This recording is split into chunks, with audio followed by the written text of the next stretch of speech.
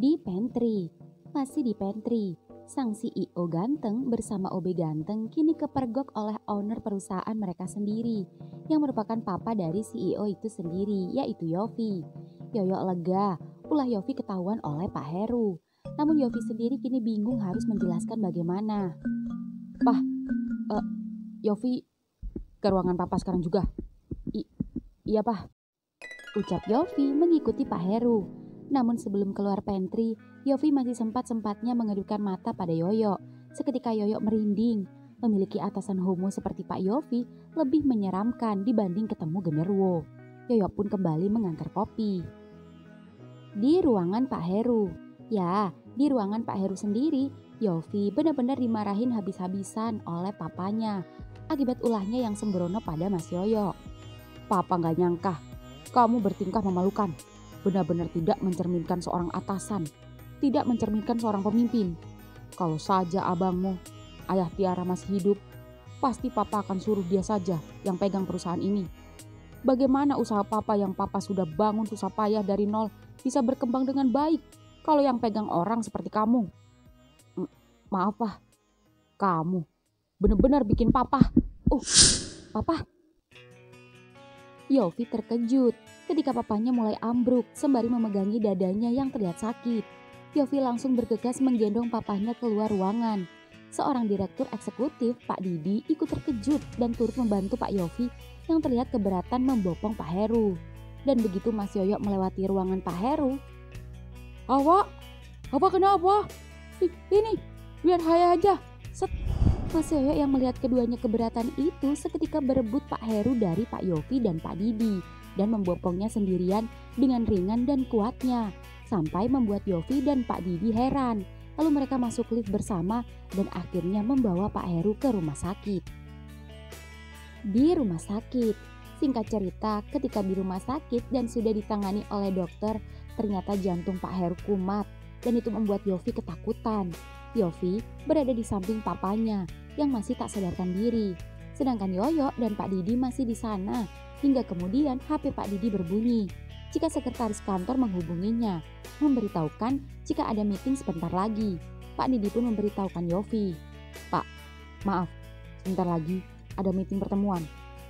Tolong, Bapak saja yang menghentikan saya. Baik Pak, ucap Pak Didi keluar ruangan dan segera kembali ke kantor. Kamu ngapain masih di sini? Teriak Yofi pada Yoyo.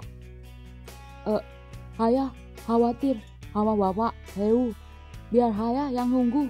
Bapak Yofi kembali aja ke kantor. Apa? Tugas kamu itu OB.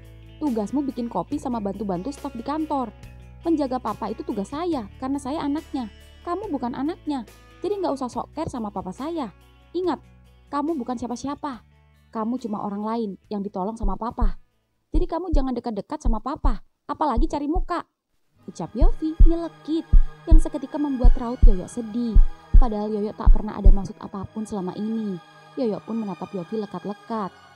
Baik, saya kembali ke kantor. Ya, Yoyo pun terpaksa kembali ke kantor sendiri. Sedangkan Yofi masih di rumah sakit dan menghubungi tantenya. Yofi benar-benar menyesal karena keteledorannya papanya bisa sampai seperti ini. Namun yang membuat Yofi heran, kenapa papanya itu terkesan peduli dan membela Yoyo yang hanya seorang OB. Sekalipun dia pernah berjasa menolong Tiara keponakannya. Tapi kenapa harus dikasih pekerjaan dan terkesan seperti menganak emaskan pria bisu itu? Padahal tinggal kasih uang beres. Tidak. Kalau Yoyo tak ada di kantor, Yofi tidak akan bisa mencicipi tubuhnya. Ya, cepat atau lambat, Yofi benar-benar akan melampiaskan kekesalannya pada Yoyo. Tapi tidak sekarang. Yofi harus ekstra sabar sampai tiba waktunya nanti dan menunggu papanya pulih dan situasi yang kembali kondusif seperti semula. Di kantor sendiri, Mas Yoyo kembali bekerja seperti biasa dan ini sudah waktunya jam makan siang. Mas, tolong beliin kita nasi campur dong Mas, di warteg depan kantor. 5 bungkus ya Mas, ini catatannya. Yang punya Sally gak pakai sambal, yang Putri kuah karinya banyakin. Pokoknya ada catatannya, ini uangnya. Kembaliannya buat Mas Yoyo. Kalau ada kerupuk 2 ya Mas? Iya Mbak. Ya, Mas Yoyo pun turun ke bawah. dan berjalan kaki menyeberang jalan menuju warteg untuk membeli pesanan makan siang para staf kantor. Mas Yoyo pun menyeberang dan sampai di warteg, dan ketika sampai parkiran warteg, Mas Yoyo melihat mobil Pak Yofi. Namun entah benar entah tidak, karena pastinya jarang ada yang memiliki mobil Mercy yang paling mahal itu. Mas Yoyo kurang yakin, karena tadi saat mengantar Pak Heru ke rumah sakit, tak begitu memperhatikan betul mobil Pak Yofi. Apalagi plat nomornya. Ah, sudahlah. Mas Yoyo lebih memilih masuk dan memesan pesanan para staf. Mas Yoyo pun mulai memesan satu dengan menyodorkan kertas ke karyawan warteg. "Ya Mas Yoyo," ucap karyawan warteg cewek yang selalu senang setiap Mas Yoyo datang. Dan semua karyawan warteg pun tak merasa kesulitan sedikit pun berkomunikasi dengan Yoyo. "Pak, ini pesanannya sudah ada di kertas. Sama nambah kerupuk 2 ya Mbak." "Siap Mas, bentar ya." "Iya Mbak." Mas Yoyo pun menunggu. Dan sembari menunggu, Yoyo melihat ke arah sekitar, mengecek apakah benar ada Pak Yofi. Namun Yoyo tak menemukannya. "Pak," teriak Mas Yoyo ketika Pak Yofi ternyata tiba-tiba sudah ada di belakangnya. Ternyata Pak Yofi baru saja dari toilet. "Istirahat," sapa Yofi pada Mas Yoyo, yang mukanya terlihat lebih santai daripada di rumah sakit tadi. "Belum Mbak, masih beliin pesanan hariawan." "Oh, ini Mas Yoyo, ini kerupuknya, udah ya di dalam 2, dan ini kembaliannya." "Makasih Mbak." "Sama-sama Mas Yoyo ganteng," ucap mbak-mbak itu sampai Pak Yofi memperhatikan Yoyo. Dan memang harus mengakui jika OB-nya itu emang ganteng. "Mari Mbak." Mau kemana?" "Pesan makan dan temani saya makan siang." "Mbak, nasi 2 ya," ucap Yofi yang membuat Yoyo seketika terkejut senang. Meski galak dan homo, tapi sebenarnya baik juga. "Iya Pak, pakai apa?" "Pakai empal, telur, bakwan, udang balado, sayur lodeh, sama sambal." "Baik Pak, minumnya apa?" "Teh panas." "Baik." "Cepat pesan dan kita makan berdua." "Iya Pak," ucap Yoyo, dan Pak Yofi pun mencari tempat duduk yang sedikit memojok dan jauh dari keramaian. Dan dari jauh, Yofi dapat melihat beberapa karyawan terutama cewek-cewek menggoda Yoyo. Tak hanya cewek, karyawan warteg cowok juga terlihat akrab dengan Yoyo. Ya, ternyata orang-orang senang pada Yoyo meskipun Yoyo bisu. Mungkin karena ketampanan dan sikap ramahnya. Ah, tidak. Yofi tak boleh baper dan terpikat oleh pesona OB yang bisu itu. Yofi harus tetap fokus pada tujuan awalnya, yaitu hanya untuk sekedar mencicipi tubuh Yoyo. "Pak, permisi." "Silakan." "Permisi Pak, Mas Yoyo. Ini teh panas 1, es teh 1. "Terima kasih." "Sama-sama Mas." Yoyo pun duduk berhadapan dengan Yofi. Keduanya pun makan bersama. Dan ketika makan, Yoyo sempat merasa sedikit tak nyaman ketika Pak Yofi memperhatikannya. Dan dengan tatapan sedikit mesum, Yoyo yang merasa tak nyaman itu mencoba mengajak Pak Yofi bicara agar tak diam-diam saja. "Pak, gimana kondisi Bapak Heru?" "Oh, tadi Papa udah sadar dan sedang ditunggu oleh Tante." "Syukurlah, saya khawatir." "Tenang saja, sudah ada dokter pribadi Papa yang mengurus. Kamu gak perlu pusing, urus saja pekerjaanmu." Maksudku jangan terlalu mengkhawatirkan Papa. Nanti malam juga boleh pulang." "Awal saya boleh ke sana menjenguk Pak Heru?" "Boleh." "Makasih Pak," ucap Mas Yoyo tersenyum pada Yofi. Dan senyum Yoyo itu membuat Yofi sudah tak sabar ingin mencicipi tubuh Yoyo. Namun, lagi-lagi Yofi harus sabar. Keduanya pun kembali makan bersama. Namun Yoyo masih tak nyaman dengan tatapan Yofi kepadanya. "Pak, maaf. Jangan lihatin saya seperti itu." "Itu karena saya suka liatin kamu. Kamu ganteng," ucap Yofi, jujur belak-belakan yang membuat Yoyo terdiam. Bingung harus bersikap bagaimana. Entah harus senang atau takut ketika atasannya itu memujinya. Pasalnya, kali ini yang memujinya adalah seorang homo. "Makasih Pak, tapi maaf sekali lagi. Saya tidak suka laki-laki. Saya suka perempuan." "Iya, saya tahu. Sudah berkali-kali kamu jelasin sama saya kalau kamu suka perempuan. Tapi saya suka sama kamu. Maaf, Pak. Sudah. Habiskan makananmu dan segera kembali ke kantor. Iya, Pak. Ucap Yoyo melihat Yofi membayar di kasir. Lalu pergi nyelonong meninggalkannya tanpa menatapnya. Dan masuk mobilnya dan kembali ke kantor. Ya, Yoyo yakin pasti Yofi kecewa. Yoyo menolaknya. Itu terlihat dari raut wajahnya yang terlihat sangat kesal dan sedikit marah. Yoyo pun buru-buru menghabiskan makan siangnya. Lalu bergegas kembali ke kantor mengantar pesanan para staf.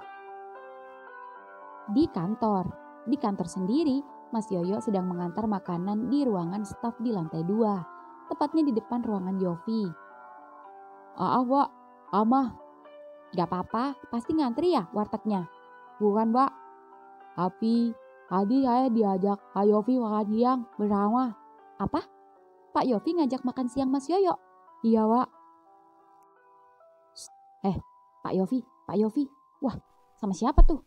Teriak salah satu staf yang membuat semua staf menoleh dan melihat Yofi bersama seorang cowok.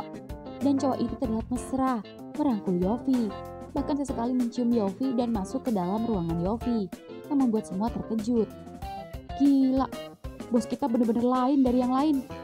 Iya, bener. 5 kali gue pengalaman kerja gonta-ganti perusahaan. Baru kali ini gue punya pengalaman punya atasan humpimpa. Terus, lo nyesel kerja di mari? Kagak sih, salary-nya paling gede. Jadi bodo amat punya atasan homo kek, bencong kek, penting duit. Dasar lo. Mas Yoyo, tolong buatin teh hangat ya. Sama Mas, aku kopi hitam ya. Iya wah. Ya, Mas Yoyo pun berjalan menuju lift. Dan ketika hendak masuk, bersamaan dengan Pak Yofi dan cowok tampan yang mesra dengannya sama-sama ikut masuk ke dalam lift.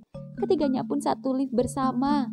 Dan di depan Yoyo, cowok tampan itu dengan tanpa malunya mencium bibir Yofi di depan Yoyo. Yoyo pun seketika merundukkan pandangannya hingga kemudian pintu lift terbuka. Yoyo yang tak berani menatap keduanya kini buru-buru masuk ke pantry membuat teh dan kopi. Setelah sampai pantry dan sembari membuat kopi, Yoyo bertanya-tanya dalam hati. Siapa cowok bertubuh kekar tadi? Sepertinya bukan klien, karena ke kantor hanya memakai kaos oblong santai yang menunjukkan lengan kekarnya dan celana pendek saja. Dan apa hubungannya cowok tadi dengan Yofi atasannya? Apa mungkin keduanya ada hubungan spesial? Apakah keduanya berpacaran? Dan jika keduanya pun berpacaran, mengapa keduanya bersikap berani mengumbar kemesraan dengan tidak malunya di depan umum? Termasuk di depan lift saat bersamanya tadi. Benar-benar memalukan. Ya, Yoyo hanya mengumpat dalam hati. Dan tak berani jika di depan Yofi. Tak punya daya dan kuasa. Karena Yoyo hanya seorang OB. Yoyo juga heran dengan Yofi. Pasalnya, Yofi baru saja tadi saat keduanya makan siang bersama atasannya itu baru saja menyatakan suka kepadanya. Tapi nyatanya saat ini Pak Yofi memilih bersama lelaki lain. Seketika Yoyo ngeblank dan bingung dengan pikirannya sendiri. Kenapa Yoyo jadi kesal? Harusnya Yoyo senang jika atasannya itu bersama cowok lain. Sehingga Yofi tak mengganggu Yoyo lagi. Tapi kenapa Yoyo jadi kepikiran? Entahlah. Yoyo pun lanjut membuatkan teh dan kopi. Lalu kembali ke lantai 3. Mengantarkan teh dan kopi itu. Malam hari kemudian, setelah pulang dari coffee shop, di kosan Yoyo sengaja membuatkan angsle untuk Pak Heru. Ya, Yoyo ingat Pak Heru suka dengan angsle buatannya. Saat waktu itu pernah sekali berkunjung di kosnya untuk memastikan tempat tinggalnya, sebelum akhirnya diterima bekerja menjadi OB di kantornya. Ya, untuk itu malam ini Yoyo sengaja membuatkan angsle untuk seseorang yang sudah ia anggap seperti bapaknya sendiri itu. Ya, setelah angsle jadi, Mas Yoyo pun membungkusnya dengan kantong plastik yang sudah ia siapkan terlebih dahulu. Kemudian memakai jaket, mengambil kunci motor dan langsung pergi meluncur ke rumah Pak Heru. Dan tak lama kemudian sampai. Dan begitu sampai, bersamaan dengan mobil Yofi yang baru datang. Dan Yofi sendiri yang juga mengetahui Yoyo datang itu terlihat senang. Dan buru-buru keluar dari mobilnya dan menghampiri Yoyo yang baru saja memarkirkan motornya di dekat pos security. Mas Yoyo, baru datang? Iya Pak. Ya sudah, masuk. Iya Pak. Set. Yoyo terkejut ketika Yofi tiba-tiba saja merangkulnya. Yoyo tak bisa menyingkirkan tangannya dan mau tak mau pasrah dan menerima. Yoyo pun masuk bersama Yofi dan Yofi mengantar Yoyo menemui papanya di kamarnya. Cekrek. Pah, Yofi, nah Yoyo, teriak Pak Heru yang senang melihat Yoyo datang. Pak, gimana keadaannya? Alhamdulillah, Bapak membaik, terima kasih. Pak Didi dan Pak mau bilang, jika kamu yang membopong Bapak sendirian dan membawa Bapak ke rumah sakit. Terima kasih Nayoyo, ucap Pak Heru yang seketika membuat Yofi lagi-lagi cemburu dan iri pada Yoyo. Padahal jelas-jelas Yofi sebagai anaknya sendiri juga panik pada papanya. Iya Pak, sama-sama. Oh iya, ini saya membawa sesuatu. Saya membawa angsle buat Bapak. Oh, repot-repot saja nak Yoyo. Tapi jujur, nafsu makan Bapak jadi timbul setelah dari tadi tak mau makan. Brak, suara Yofi yang kesal tiba-tiba menggebrak pintu lalu keluar karena tak tahan dengan sikap papanya yang lagi-lagi menganak emaskan si bisu itu. Jangan dihiraukan, biarkan saja. Nanti biar Bapak yang kasih pelajaran. Jangan Pak, kasihan. Benar, saya ambil mangkok dulu ya Bapak. Iya nak Yoyo. Ya, Mas Yoyo pun turun ke dapur dan meminta izin pada Simbo untuk mengambil mangkok dan sendok. Dan kembali ke ruangan Pak Heru yang ada di lantai 2. Dan ketika ia baru saja sampai lantai 2, Yoyo melihat Yofi yang baru saja masuk kamar dan Yoyo hendak menyapanya. Namun Yofi terlihat cuek. Keduanya sempat saling bertatapan dengan Yofi yang menatapnya kesal. Sebelum akhirnya Yofi menutup pintu kamarnya dengan kencang dan kasar. Ya, sepertinya Yofi marah melihat kedekatan Yoyo dengan papanya. Yoyo jadi merasa tak enak. Yoyo pun kembali berjalan ke ruangan Pak Heru. Pak, ini angslenya. Ayah hantu nyuapin. Ucap Yoyo membantu menyuapi Pak Heru makan angsle. Dan perhatian Yoyo pada Pak Heru itu benar-benar membuat Pak Heru terharu. Nah Yoyo, saya minta maaf atas ketidaksopanan anak saya pada Nak Yoyo. Dia memang sedikit berbeda, menyukai laki-laki dan selalu bertindak bodoh. Iya Pak, saya tidak memasukkannya dalam hati. Nak Yoyo, boleh Bapak minta sesuatu sama Nak Yoyo? Apa itu Pak? Titip Yofi. Dan jangan pernah Nak Yoyo keluar dari kantor, apapun yang terjadi.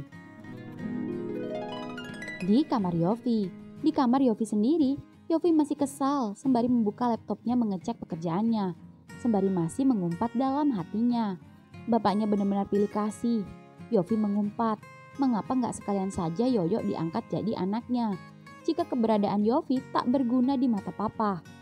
Apa memiliki anak homo adalah sebuah aib dan sungguh sangat memalukan bagi papanya.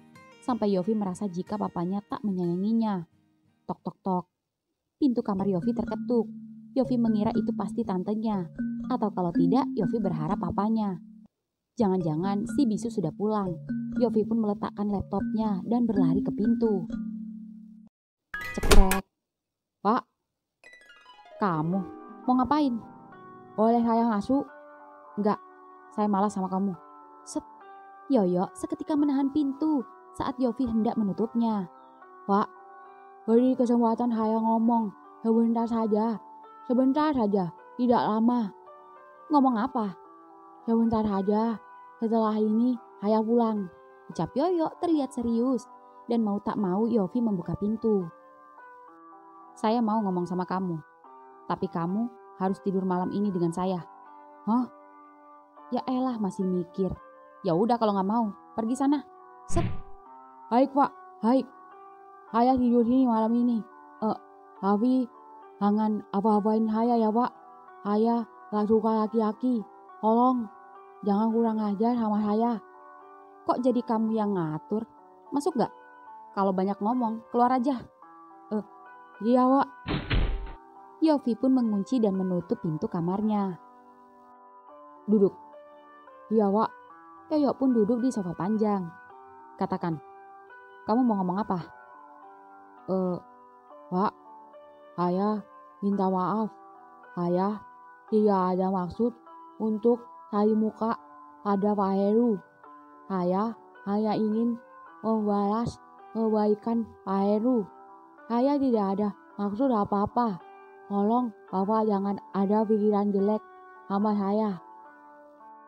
Ah, terserah. Kamu mau jelasin yang kayak gimana? Yang jelas, Papa udah berubah dan lebih peduli sama kamu dibanding aku yang anaknya sendiri.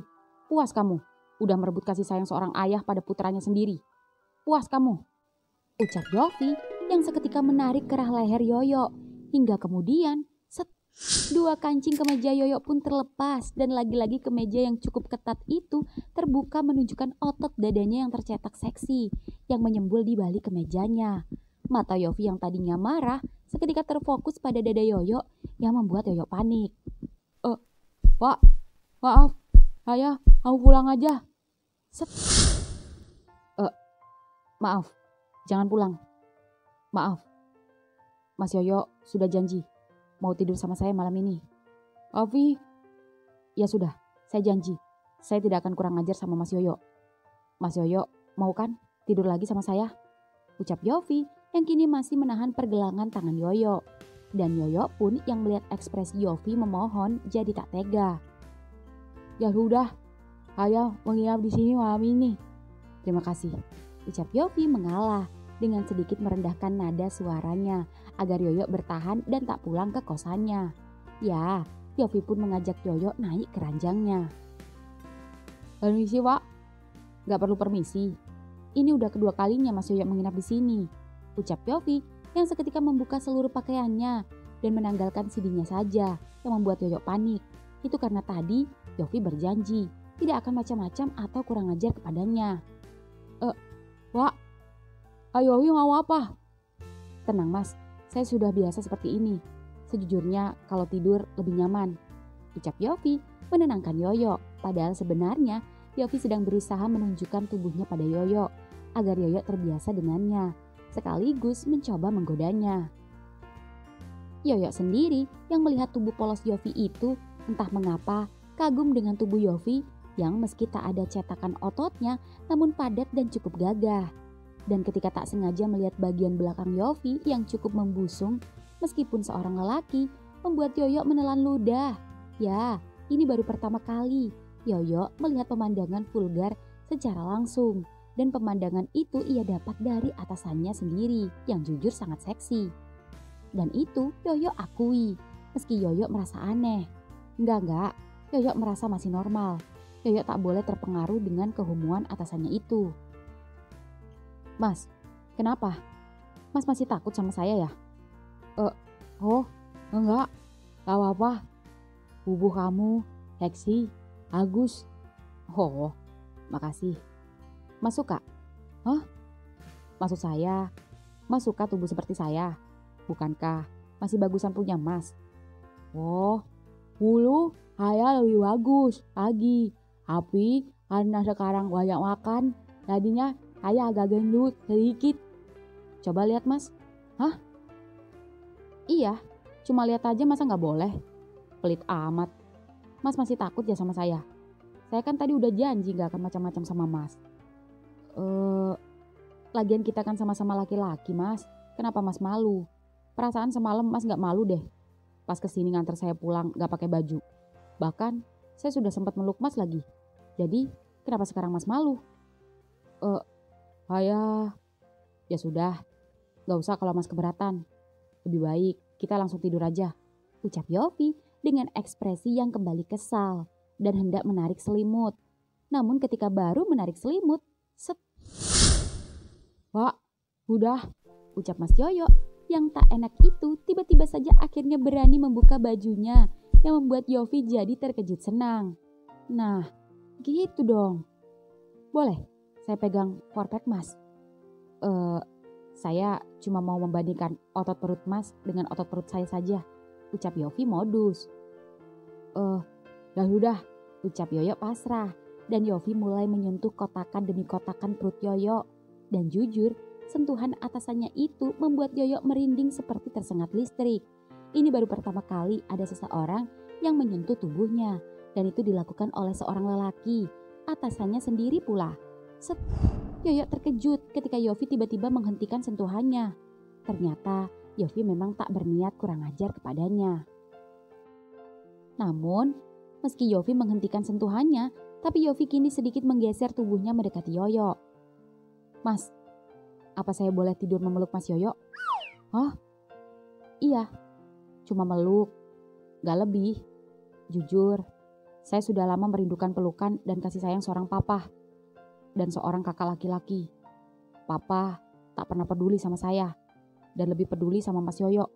Tak hanya Mas Yoyo, pada orang lain juga. Sedangkan kakak laki-laki saya, Ayah Tiara, sudah meninggal kecelakaan bersama istrinya.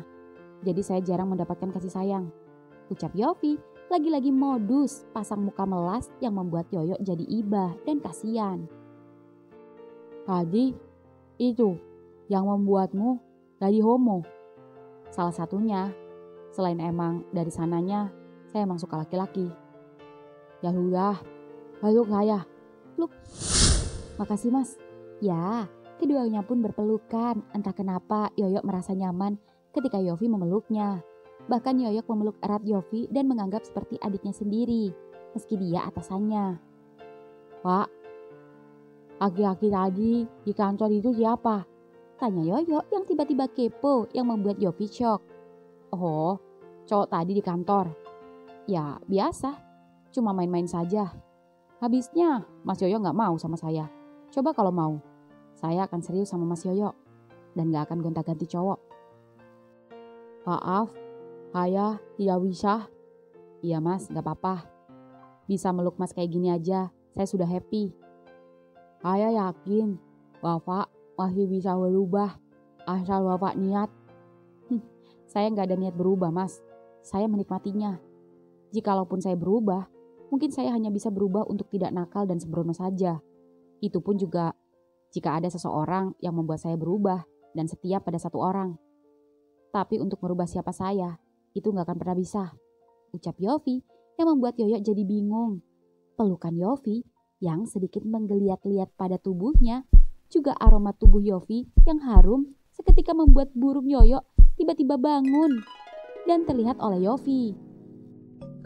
Loh, Mas tegang ya? Yoyo mulai panik. Mas tegang karena saya? Saya juga tidak tahu. Itu artinya Mas suka sama saya Mas. Jujur aja Mas. Tidak. Saya tidak suka laki-laki. Tapi Mas tegang loh. Saya juga gak tahu kenapa bisa begitu. Ya sudah, apapun itu, ini harus dikeluarin. Mas ngerti kan sebagai laki-laki? Tenang, jujur, saya juga tegang. Bagaimana kalau kita keluarkan sama-sama? Saya gak mau kamu kurang ajar. Kamu sudah janji. Iya, saya gak kurang ajar. Saya cuma pengen bantu Mas. Ayolah, Mas jangan egois. Kita sama-sama membutuhkan malam ini. Bagaimana kalau kamu membantu mengeluarkannya? Saya hisap ya. Tidak, jangan. Biar saya keluarin sendiri. Jangan sentuh saya. Ucap Yoyo terlihat ketakutan. Dan Yofi pun terpaksa mengalah dan tetap tersenyum. Meski nafsunya sudah diubun-ubun. Ya sudah, kita colbar. Ya, seketika Yoyo terkejut ketika Yofi mengeluarkan miliknya dan mulai menggerakkannya dengan tatapan mesum pada Yoyo. Yoyo pun seketika turut mengeluarkan miliknya yang kini berganti membuat Yofi shock dan menghentikan gerakan tangannya. Mas, gede banget Mas. Andai saja saya bisa merasakannya. Pak, maaf. Pak, jangan melihat saya. Saya malu. Lah, ngapain malu? Kita kan sama-sama laki-laki Mas. Maaf, saya malu. Ada-ada aja Mas Yoyo. Ya udah, saya hadap sana dah. Ucap Yofi terpaksa membelakangi Yoyo dan menggerakkan kembali miliknya dengan posisi miring. Dan posisi Yofi yang membelakangi Yoyo itu membuat Yoyo jadi dapat melihat belahan bokong seksi Yofi yang setengah tertutup CD yang sedikit melorot itu. Dan entah mengapa Yoyo memberanikan diri meminta izin ingin menyentuhnya. Jujur malu dan gengsi sebenarnya, namun hasratnya tak dapat ditahan lagi ketika melihat belahan atasannya itu. Pak, ya Mas. Apa saya boleh memegang pantat Pak?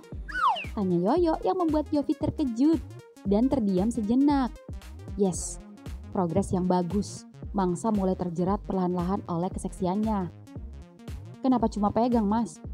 Masukin aja sekalian. Dijamin enak loh rasanya, gak bohong. Bersih kok, jangan takut kotor. Maaf, ayah cuma mau megang, gak mau masuk. Ya elah Mas, nanggung amat. Polos banget sih kamu Mas. Ya udah deh, digrepe-grepe juga mau daripada gak dapat sama sekali. Nih Mas, pegang sepuasnya dah. Set, ucap Yofi menurunkan CD-nya dan menyuguhkan belahannya pada OB tampannya itu. Hingga kemudian, dah. Oh, Mas. Ya, Yofi mendesah sembari mengocok miliknya. Ketika tangan kekar OB-nya itu menepuk dan mulai menggerayangi serta meremas-remas buah durennya. Baru disentuh aja nikmatnya seperti ini, apalagi jika dimasuki. Ya, Yoyo sendiri gemas dengan belahan atasannya itu. Yoyo yang penasaran mencoba, membuka, dan menyibakkan belahan itu dengan jari jemarinya. Sehingga kini Yoyo dapat melihat lubang seksi atasannya itu, yang kini sengaja dikembang-kempiskan oleh Yofi, membuka dan menutup, yang membuat kocokan Yoyo semakin cepat. Saking cepatnya, hingga ranjang kini bergetar. Yofi pun meski tak melihat wajah dan tak mendengar desak OB-nya yang bisu itu, tapi jika dilihat dari getaran ranjang dan deru nafas yang ia dengar, serta jari Yoyo yang mulai berani mencolok-colok lubangnya itu, membuat Yofi tak tahan lagi.